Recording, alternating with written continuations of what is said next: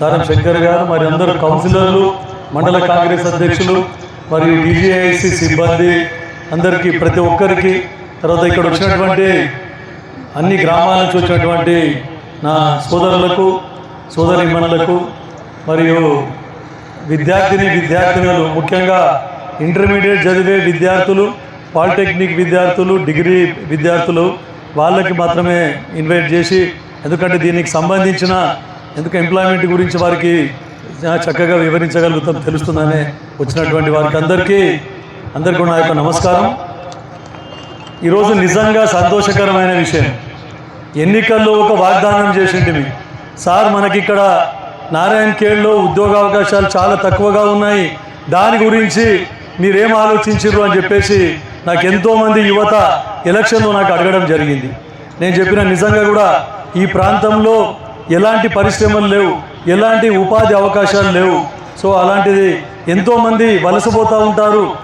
ఎడ్యుకేషన్లో చాలా వెనుకబడి ఉన్న ప్రాంతం కాబట్టి దీన్ని ముందుకు తీసుకుపోవాలనే ఉద్దేశంతో గౌరవ ముఖ్యమంత్రి రేవంత్ రెడ్డి గారు ఆ రోజు PCC అధ్యక్షులు ఉన్న రోజు కూడా మేము రిక్వెస్ట్ చేయడం జరిగింది, సార్ మీరు ముఖ్యమంత్రి అయిన తర్వాత మా నారాయణఖేడ్లో నిరుద్యోగ సమస్య తీర్చాలి, వలసలు ఆపాలి అని చెప్పేసి రిక్వెస్ట్ చేస్తే వారు కూడా సానుకూలంగా స్పందించారు. ఈరోజు ఆ కళ నెరవేరబోతూ ఉన్నది. మనకు అడ్వాన్స్ టెక్నాలజీ సెంటర్ ద్వారా ఎంతోమందికి ఉపాధి అవకాశాలు, ఎందుకంటే వారికి ట్రైనింగ్ ఇచ్చి వారికి ఉద్యోగాలు కల్పించి ఉపాధి అవకాశాలు కల్పించే విధంగా ఈ సంస్థ ఏదైతే ATC సెంటర్ ఉందో మనకు ఉపయోగపడుతూ ఉంది. గతంలో మీకు అందరికీ తెలుసు, పాలిటెక్నిక్ కూడా కిషారెడ్డి గారు ఎమ్మెల్యే ఉన్నప్పుడు మనం ఇక్కడ పాలిటెక్నిక్ కూడా మనం స్టార్ట్ చేసుకోవడం జరిగింది. తర్వాత సురేష్ శెట్కర్ గారు అప్పుడు మనకు మోడల్ డిగ్రీ కాలేజ్ తీసుకొని వస్తే డిగ్రీ కాలేజీ కూడా ఇక్కడ స్థాపించుకోవడం జరిగింది. ఇట్లాంటి కార్యక్రమాలు ఎన్నో తీసుకుపోస్తూ ఉన్నాం.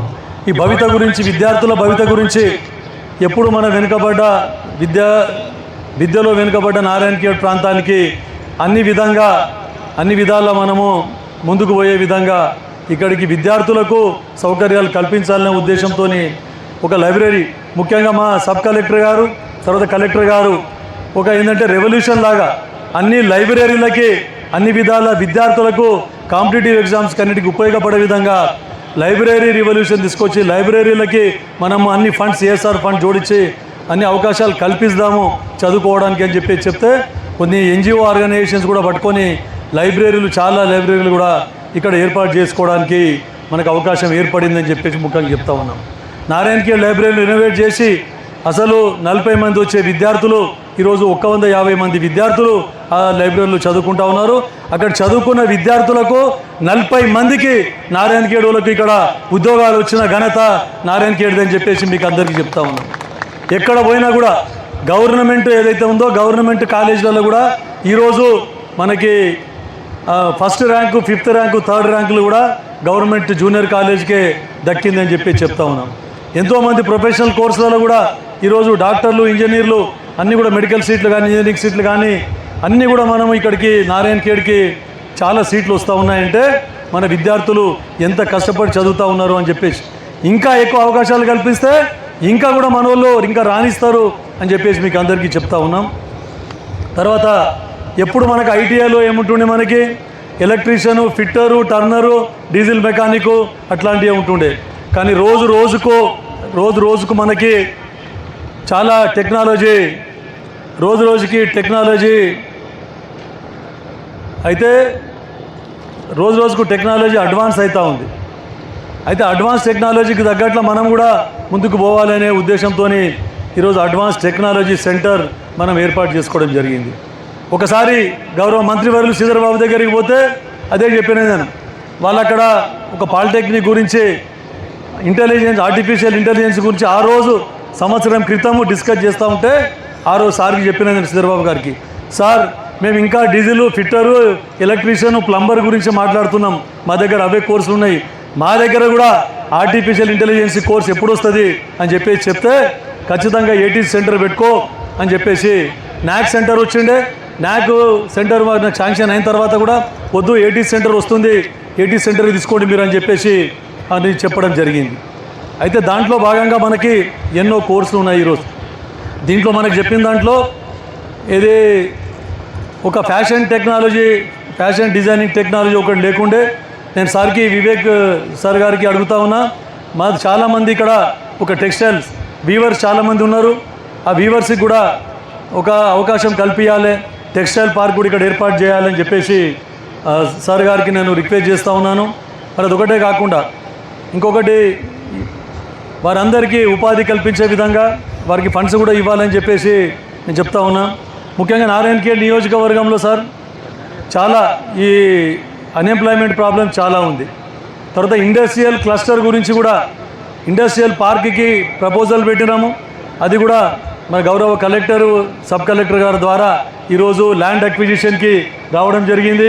దానికి కూడా తమరి వంతు కృషి చేసి త్వరలో దానికి మాకు ఇచ్చేస్తే ఫండ్స్ కేటాయిస్తే ఖచ్చితంగా మనకి ఉద్యోగ అవకాశాలు వస్తాయి. చాలామంది ఇండస్ట్రియలిస్టులు, ఎందుకంటే అది నిమ్స్కి కేవలం 20 కిలోమీటర్ల దూరం ఉంది కాబట్టి దాన్ని కూడా ఎవరైనా ఉపయోగించుకొని ఇండస్ట్రియలిస్ట్ వచ్చే అవకాశం ఉంది కాబట్టి దానికి ఫండ్స్ కేటాయించి మీరు ముందుకు తీసుకుపోవాలని చెప్పేసి తమ రిక్వెస్ట్ చేస్తూ ఉన్నాం. రాజశేఖర రెడ్డి గారికి కూడా పదే ఎన్నోసార్లు విజ్ఞప్తి చేసిన, మేడం ఈరోజు రాలేదు, వారిని కూడా నేను ఈ సభాముఖంగా కోరుతా ఉన్నాను. తర్వాత మా జిల్లా మంత్రివర్యులు గౌరవనీయులు దామోదర్ రాజనరసింహ గారి కృషితోని మేము ఎన్నో ఇక్కడ సంక్షేమ పథకాలు కానీ ఇంకా హాస్పిటల్స్ పిఎస్సీలు కానీ ఇక్కడ చేసుకోవడం జరిగింది. ఇంకా కొన్ని సిఎస్సీలు మనకి మేము ప్రపోజల్ పెట్టినాము కానీ ఇంకా కూడా మనకి ఇంకా శాంక్షన్ కాలేదు. అది కూడా తమరు ముఖ్యమంత్రి గారి దృష్టికి తీసుకొని పోయి అది కూడా ఇవ్వాలని చెప్పేసి మా నారాయణఖేడ్కు సంబంధించిన ప్రాంతానికని. తర్వాత గౌరవ దామోదర్ రాజనరసింహ గారి చేతుల మీదుగా యంగ్ ఇండియా ఇంటిగ్రేటెడ్ స్కూలు ఆ రోజు ఫౌండేషన్ పెట్టుకోవడం జరిగింది. దానికి సంబంధించి ఈరోజు మళ్ళీ మంత్రి గారు వస్తూ ఉన్నారు దాని ఇన్స్పెక్షన్ గురించి అని చెప్పేసి. అదొకటే కాకుండా మళ్ళొకటి లైబ్రరీ ఫౌండేషన్ కంటి మారుమూల ప్రాంతంలో అక్కడ విద్యకు అవకాశాలు లేవు, చదువుకోవడానికి ఎక్కడ కూడా ఒక రీడింగ్ రూమ్ లేదు. అక్కడ కూడా ఈరోజు ఒక లైబ్రరీ, కొత్త లైబ్రరీ బిల్డింగ్కి ఫౌండేషన్ వేసుకోవడం పోతా ఉన్నామని చెప్పేసి మీకు అందరికీ తెలియజేస్తూ ఉన్నాను. సార్ ఇంకా రెగ్యులర్గా మనకు అవసరం ఉంది నారాయణఖేడ్కి డ్రింకింగ్ వాటర్ సప్లై గురించి, తాగునీటి ఎద్దడి. ఈరోజు నిన్ననే ఆర్డబ్ల్యూఎస్ ఇంజనీర్లకు అడిగితే సార్ ఈరోజు మనకి ఇంకొక 50 రోజుల వరకు మాత్రమే సింగూరులో నీటి లభ్యత ఉంటుంది. 50 రోజుల్లో ఒకవేళ వర్షం కానీ రాకపోతే చాలా ఇబ్బంది ఉంటుంది తాగడానికి నీళ్ళు అని చెప్పేసి. తర్వాత బ్యాక్ వాటర్ మీద ఆధారపడినటువంటి వ్యవసాయదారులు మోటార్ సెట్లతోనే నీళ్లు లిఫ్ట్ చేసుకొని వ్యవసాయం సాగు చేస్తున్నటువంటి రైతాంగానికి కూడా చాలా నష్టం జరుగుతూ ఉన్నది. తర్వాత ఆ 3-4 మండలాల మీదనే ఆధారపడ్డ మనకి జిఎస్ఆర్ ఫ్యాక్టరీ, షుగర్ ఫ్యాక్టరీ కూడా దాని మీద ఆధారపడింది. ఇంకా ప్రైవేట్ ఫ్యాక్టరీ కూడా దాని మీద ఆధారపడింది. సార్ తమరి దృష్టికి తీసుకొని వచ్చినాను. జలసౌధలో మీటింగ్ జరిగిన రోజు కూడా సార్ అక్కడ మాకు ఒక చెక్ డ్యామ్ లాగా విత్ క్రస్ట్ గేట్స్ ఏర్పాటు చేస్తే మనకు 2.5 to 3 TMC నీళ్లు అక్కడ నిల్చుంటే మొత్తం మాకందరికీ అక్కడ జైరాబాద్, అందోల్, నారాయణఖేడ్ 3 నియోజకవర్గాల్లోని 8 మండలాల్లో గ్రౌండ్ వాటర్ కూడా పెరుగుతుంది. అదైతే తర్వాత దాని మీద ఉన్న లిఫ్ట్లు, డ్రింకింగ్ వాటర్ ప్రాజెక్ట్స్ అన్నీ కూడా ఎండాకాలం ఎండిపోకుండా పనిచేస్తాయి. దాని గురించి తమరు సానుకూలంగా స్పందించి హామీ ఇచ్చింది సార్. ముఖ్యమంత్రి గారి దృష్టికి కూడా తీసుకొని పోయినా తమరు కూడా ముఖ్యమంత్రి గారి దృష్టికి తీసుకొని పోతా అని చెప్పేసి నాకు హామీ ఇవ్వడం జరిగింది సార్. అది ముఖ్యంగా మెయిన్ ప్రాజెక్ట్ సార్. ఇక తర్వాత మేము పెద్ద పట్టణాలకి రింగ్ రోడ్ ఉంటుంది కానీ నారాయణఖేడ్లో కూడా మేము కేవలం మున్సిపల్ ఫండ్స్తోని, తర్వాత ఎన్ఆర్ఈజిఎస్ ఫండ్స్తోని, కలెక్టర్ గారి ఫండ్స్తోని డిఎంఎఫ్టీ చేసిండ్రో త్వరలో అది రోడ్ వైడనింగ్ చేసి అది కూడా మనము చేసుకొని పోతా ఉన్నామని చెప్పేసి చెప్తా ఉన్నాం సార్ తమరికి. తర్వాత మా కమిషనర్ గారు, మా మున్సిపల్ చైర్మన్ గారు, కమిషనర్ గారు, మా కౌన్సిలర్ అందరూ కలిసి మున్సిపాలిటీని కూడా బాగా నారాయణఖేడ్ డెవలప్ చేయాలనే ఉద్దేశంతో కొత్త స్కీమ్లు ఏవైతే వస్తూ ఉన్నాయో మున్సిపాలిటీకి వాటిని కూడా ముందుకు తీసుకుపోవాలని ప్రయత్నం చేస్తూ ఉన్నాం సార్. దానికి కూడా తమరి కృషి ఉండాలని చెప్పేసి అట్లనే ఒక మున్సిపల్ బిల్డింగ్ కూడా ప్రపోజల్ పెట్టాం సార్. తొందరగా దానికి శాంక్షన్ వచ్చే విధంగా తమరు కృషి చేయాలని చెప్పేసి మిమ్మల్ని కోరుకుంటా ఉన్నా సార్. తర్వాత మాకు ముఖ్యంగా ఇక్కడ లేబర్ ఆఫీసరు చాలా ఇర్రెగ్యులర్గా ఉండిర్రు, చాలా లంచగొండిగా వ్యవహరించిండ్రు. వాళ్ళ మీద కంప్లైంట్ చేసి వారిని సస్పెండ్ చేయించడం జరిగింది. ఇప్పుడు మళ్ళీ కొత్తగా లేబర్ ఆఫీసర్ రావడం జరిగింది. ఆయన ఇన్ఛార్జ్ పడంచేరు నుండి ఇన్ఛార్జ్గా వచ్చిండ్రు. ఇక్కడ రెగ్యులర్ లేబర్ ఆఫీసర్ని ఏర్పాటు చేయాలి, పోస్టింగ్ ఇప్పియాలని చెప్పి. తర్వాత కార్మికులందరికీ కూడా ఇక్కడ ఒక కార్మిక భవనాన్ని తమరు శాంక్షన్ అనౌన్స్ చేయాలని చెప్పేసి తమని రిక్వెస్ట్ చేస్తూ ఉన్నాను. తర్వాత సెంట్రల్ గవర్నమెంట్ స్కీమ్స్ ఏవైతే ఉన్నాయో అవన్నీ కూడా ఇక్కడ మనకు స్ట్రీట్ వెండర్స్కి కానీ ఇతర కార్మికులకు భవన కార్మికులకు కానీ అట్లాంటివి బెనిఫిట్స్ ఇక్కడ అసలు ఓరియంటేషన్ లేదు వాళ్ళకి. కాబట్టి రెగ్యులర్ లేబర్ ఆఫీసర్ ఒకవేళ ఉంటే తర్వాత ఎక్కువ మెంబర్షిప్ చేసుకొని ఉంటే వారికి హెల్త్ గురించి కానీ మ్యారేజ్ గురించి కానీ ఇతర ఇన్సూరెన్స్లు కానీ అన్ని స్కీమ్స్ వర్తించే విధంగా వారికి లబ్ధి చేకూరే విధంగా తమరు కృషి చేయాలని చెప్పేసి తమరికి కోరుకుంటా ఉన్నా సార్ నేను. తర్వాత మొన్ననే ఇక్కడ చాలామంది ఇది ఒకటి ఈ అందరూ ఎంక్రోచ్ అయినరు ఇక్కడ ల్యాండ్ని ఇక్కడ దాన్ని అందరికి రిక్వెస్ట్ చేసి వారందరినీ తొలగించి ఇంకా కొంచెం ఎంక్రోచ్మెంట్ ఉంది అయినా 3.5 ఎకరాలు ఈ ప్రైమ్ ఇది హైవే పక్కకి ఈ ఏటీసీ సెంటర్కి అలాట్ చేయడం జరిగింది సార్. ఇంకా 2 ఎకరాలు అడిగినరు, చుట్టుపక్కల ఎక్కడ 2 ఎకరాలు ఉంటే కూడా స్టేడియంకి దాన్ని కూడా చూస్తామని చెప్పేసి మీరు కూడా కృషి చేసి ఇప్పించాలని.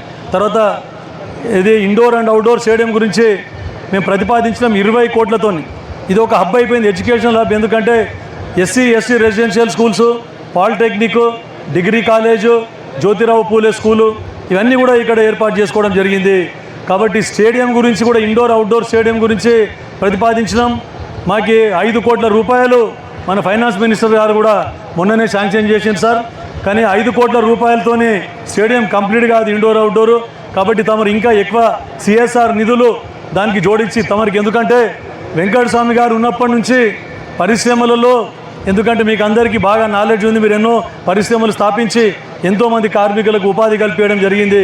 ఇప్పుడు కూడా సిఎస్ఆర్ ఫండ్స్ దానికి ఇంకొక 4-5 కోట్లు సిఎస్ఆర్ ఫండ్స్ లేదంటే అడిషనల్ బడ్జెట్ అలాట్ చేస్తే మొత్తం మనకు ఇండోర్ అవుట్డోర్ స్టేడియం కూడా కంప్లీట్ అయిపోతుంది, కంప్లీట్ చేసుకుంటామని చెప్పేసి తమరి దృష్టికి తీసుకొని వస్తూ ఉన్నాం సార్.